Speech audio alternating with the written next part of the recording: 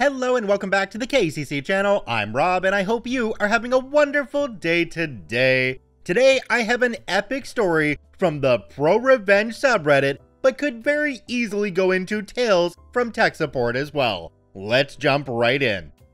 This story comes to us from Mr. Hex, Revenge on a Backstabber. This is a recounting of a tale that happened some 20 or more years ago. I run an IT consultancy. It was actually some work I got through that consultancy that got me the job offer at the firm where the story takes place. I was appointed as the head of IT and had a team of around 20 staff working in various roles. Our antagonist is someone I will call Bill for this story. When I started at this organization, Bill used to work in the facilities department. His job was in danger of being downsized, so he applied for an apprentice role in the IT department, as he was an enthusiast and had a knack with technology. At first, he was extremely grateful to be given the opportunity and was very hardworking, which was great.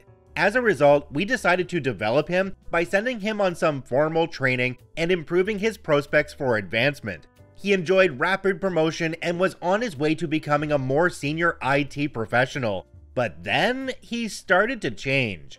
Perhaps it was the attention or praise he was receiving, or maybe something personality related, I don't really know. But he began to grumble that he wasn't being appreciated enough.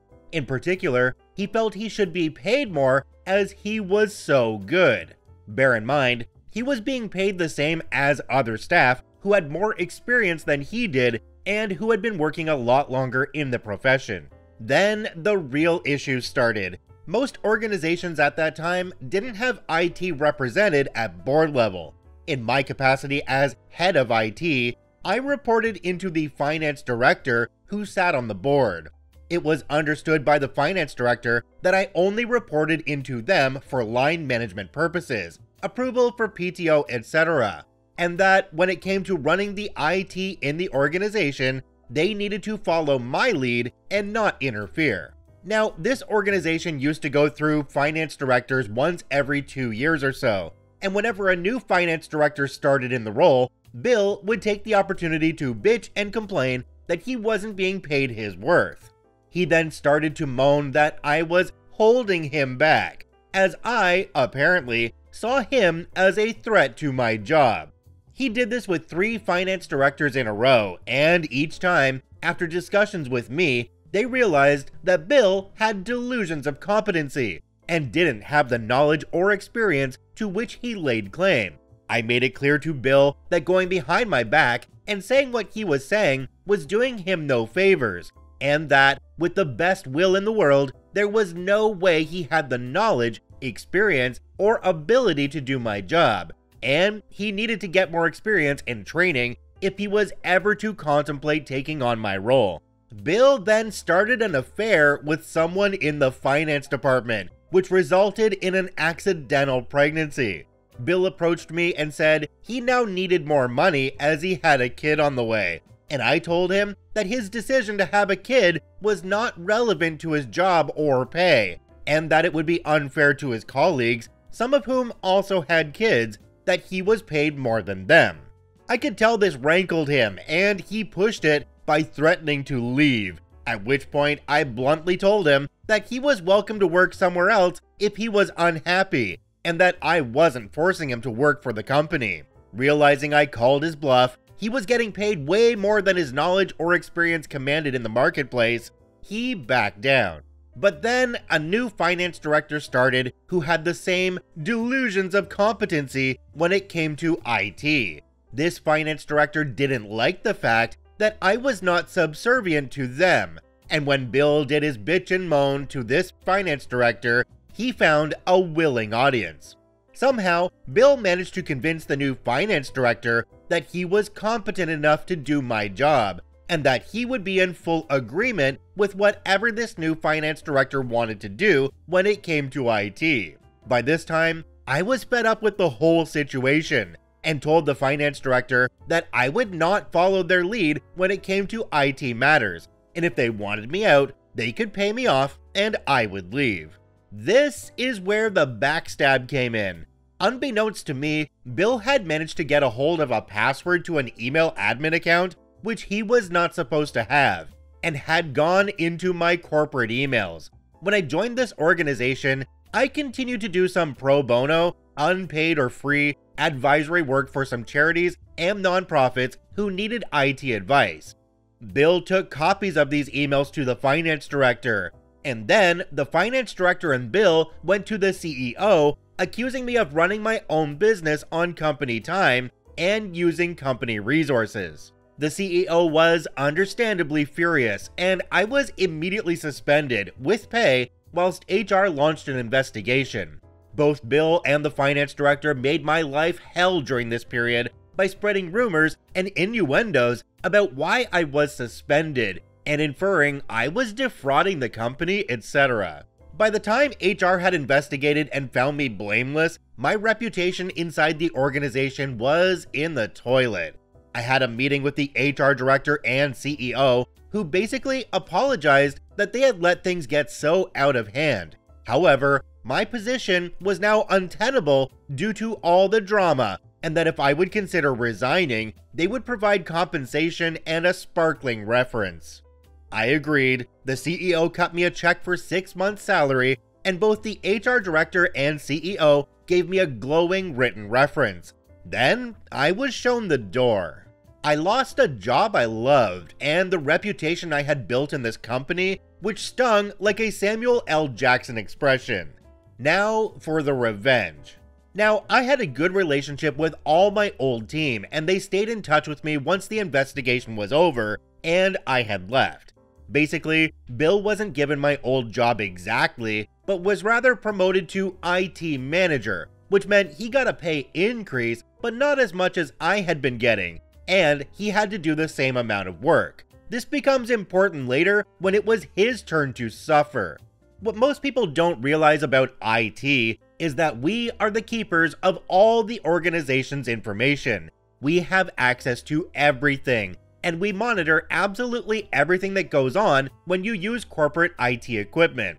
One of the main reasons IT does this is for audit and compliance reasons, and this particular company worked on state contracts, meaning they had to comply with state IT audit rules and attend an annual state IT audit committee. Knowing how to successfully pass a state IT security and information audit is something you don't just learn from a book or a course.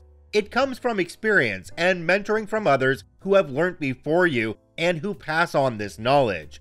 The finance director knew that an audit was upcoming and believed they could simply pass it easily as they thought it akin to a finance audit. Boy, were they wrong. Bill was given the job of pulling together the data needed for the annual audit, and he was massively out of his depth. He tried to solicit help from the rest of the team, but they knew to stay the heck away from the situation, and basically told him they didn't know what to do. So what was Bill to do? Simple. He went through my old emails, found the audit response I had submitted the year before, and simply changed the dates and names and passed it on to the finance director, who submitted it to the state. What they failed to realize was, as I had previously submitted the IT audits on behalf of the organization, the state comptroller's office had called me to ask if I was aware of the recent organization submission, as they had some questions about some figures that were suspiciously similar to the previous year's ones. Now, I knew there was no way this was possible, and basically told the office that A, yes, those figures looked impossible and fraudulent. B, I no longer worked for the organization. C, had nothing to do with the submission. And that if they had any questions, to speak to the finance director at the company, as I had nothing to do with it. Shortly thereafter, Bill and the finance director had a massive falling out. Not sure what it was about, but apparently it was a stand-up screaming match in the office, and Bill was fired on the spot for gross insubordination and misconduct. He was frog-marched out of the premises by security wearing a crap-eating grin. Bill wasn't worried, because Bill had a dream job just waiting for him. More on Bill later. Back to the finance director who decided to represent the company at the state IT audit committee. But before that, the HR director called me, I didn't answer, and left me a voicemail along the lines of, "Hi OP, I was hoping you could join finance director representing the company at the upcoming state audit committee meeting to help address some concerns with this year's IT audit. We would be happy to pay you double your old position's daily rate and all travel expenses. It would really be doing us a favor." I didn't even bother responding. To say the result was a total crap show would be too much of an understatement. The finance director couldn't explain why this year's figures were exactly the same as last year's, and didn't even know what most of it meant, as they had nothing more than basic knowledge of IT standards and regulations. It became apparent that they were massively out of their depth, that the organization had fabricated its audit report, and the company lost its IT accreditation, making them ineligible for state work, which accounted for roughly 20% of the business. At the time, around $20 million US. As a result, the finance director lost their CPA accreditation for discreditable acts in submitting a fraudulent report, and was let go as they no longer had the qualifications to be the finance director for the company. On LinkedIn, they now work as a realtor.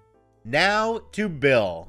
Bill had continued to foster an ill-placed belief in his capabilities and expertise. He believed he was going to get my old salary when I left, and when he didn't, he was pissed. So he started looking for another job, and he found the perfect role. This job was perfect for someone with his level of experience and expertise, and it paid a very generous salary. Bill applied for this job, went through 3 rounds of interviews, and was offered the job, subject to a probationary period.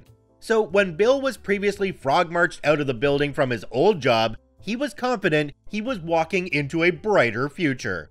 What Bill did not know was that the job he was offered was for one of the not-for-profit organizations that I used to do pro bono work for. I had good relations with the managing director of this organization, and I happened to run into him at a restaurant one evening where he told me he had made an offer to someone who worked at my old company. When he told me it was Bill, he must have seen the expression on my face, because he probably expected me to be happy about it, not horrified. He pressed me about it, but not wanting to ruin my Friday night out, told him I would come round his office on Monday to discuss it with him. Come Monday, I head over to his office and tell him the whole story of Bill and the headache he caused me. The managing director was absolutely floored and thanked me for the insight. And here is the money shot as managing director and I are walking out of the office. Who do I see coming in? That's right, Bill, just getting out of his car, suited and booted for his first day on the job. Across the parking lot, he makes eye contact, sees me with the managing director, and I like to think in that instant, he crapped his pants. Truth is, the look on his face was more one of surprise rather than instant pants-soiling horror, and I left without interacting with him. But what I do know is he doesn't work there, as I have been back to help them with IT consultancy, and the person in the job now is not Bill. What I do know is that his LinkedIn profile shows his last job as the company we both worked at, and last anybody heard, he got a job working IT support for Geek Squad, which would have paid less than half of his original salary when he started in IT. And according to his baby mama, the one who worked in the finance department of the old company, she is still there, and every now and then makes a Facebook post about having to raise a child alone without no help from deadbeat man. Jumping down to the comment section on this one, there's one from a user called Niche Better. It says, "When you said about Bill's new dream job, but we'll talk about that later, I genuinely thought you'd set up a fake job and interviews for the guy. The levels you've gone to here would make it just as believable if you had. Great work, OP." OP responded to this one and said, "I did have some dark thoughts on doing something like that at the time, but it was one amongst a whole cluster of similar venting plots. Ultimately, I realized it was a waste of energy and it wasn't as if I struggled for work, so could redirect my anger into something more productive. Karma sorted it all out for me nicely though." Have we not learned yet that you just don't mess with IT because they are the absolute backbone of any large company? All your systems that make your company what it is and keep it running efficiently, yep, that's all the IT department keeping that going. It's really interesting to me that the IT people are treated with all kinds of disrespect, like, oh, you sit around and do nothing. But when something's broken, they're the most important people in the company because they can get it fixed. To wrap this one up, OP said that they went back to consulting with better hours, more money, and less responsibility, but they do miss being part of a team sometimes.